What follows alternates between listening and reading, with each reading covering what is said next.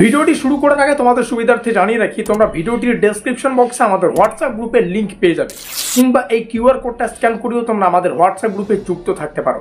WhatsApp গ্রুপে যুক্ত থাকলে কি হবে, সেমিস্টারের শুরু থেকে পরীক্ষা পর্যন্ত যত আপডেট, সেটা হতে পারে স্কলারশিপ সংক্রান্ত আপডেট, সেটা হতে পারে আমাদের এক্সাম রিলেটেড আপডেট। তো প্রত্যেকটা আপডেট সর্বপ্রথমে পাওয়ার জন্য আমাদের হোয়াটসঅ্যাপ গ্রুপে যুক্ত থাকতে পারো। হোয়াটসঅ্যাপ গ্রুপে যুক্ত থাকা একদম ফ্রি অফ কস্ট, তো অবশ্যই যুক্ত থাকবে। শুরু করছে আমাদের আজকের এই স্পেশাল ভিডিওটি। মেজর ফিলোসফি থেকে আমরা দুটো সাজেশনমূলক ক্লাস আলোচনা করব। একটা আজকে আলোচনা করছি যেখানে সম্পূর্ণ সিলেবাস থেকে অত্যন্ত গুরুত্বপূর্ণ প্রশ্নাবলীকে রাখা থাকবে, আর একটা সেকেন্ড ক্লাস যেটা খুব তাড়াতাড়ি আসবে। দেখো এখানে লেখা আছে কামিং সুন, এবং ওই ভিডিওটির লিঙ্ক হয়তো ডেসক্রিপশন বক্সে পরবর্তীতে যুক্ত করা হবে। তো সেকেন্ড ক্লাসে স্পেশালি সেই সমস্ত প্রশ্নাবলীকে রাখা উচিত বা আমরা রাখবো যেগুলো শুধুমাত্র তোমাদের একটু দেখে যাওয়া উচিত, ঠিক আছে? তো প্রথম ক্লাসটা মোস্ট ইম্পর্টেন্ট।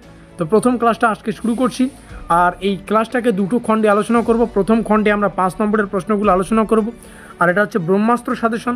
ব্রহ্মাস্ত্র সাজেশন বলতে বোঝায় অতি অল্প কয়েকটি প্রশ্ন পড়ে পরীক্ষায় 100% কমন।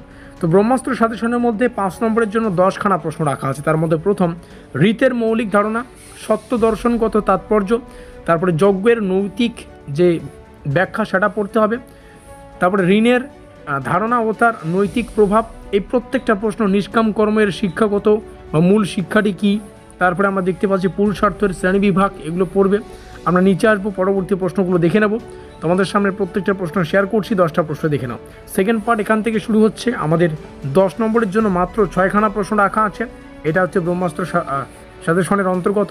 তো প্রথম প্রশ্ন, দ্বিতীয় প্রশ্ন, যেমন পুরুষার্থ তত্ত্ব, ধর্ম, অর্থ, কাম ও মোক্ষ এর মধ্যেকার যে সম্পর্ক, প্রত্যেকটা আলাদা আলাদা করে পড়বে।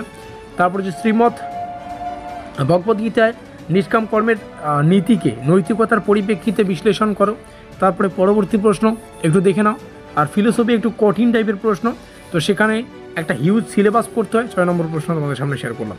তো এই হিউজ সিলেবাস থেকে এই সাজেশনমূলক ক্লাস তৈরি করা কিন্তু খুবই কষ্টসাধ্য। তো এই প্রশ্নগুলি পড়তে থাকো, পরীক্ষার সামনে আমরা আবারও যে কমনযোগ্য প্রশ্নগুলো হবে এবং লিমিটেড সাজেশন সেগুলো তোমাদের সামনে শেয়ার করব। ভিডিওটি ভালো লাগলে লাইক করে দিও, বন্ধুদের কাছে শেয়ার করে দাও। ভিডিওটিকে শেষ পর্যন্ত দেখার জন্য অসংখ্য ধন্যবাদ।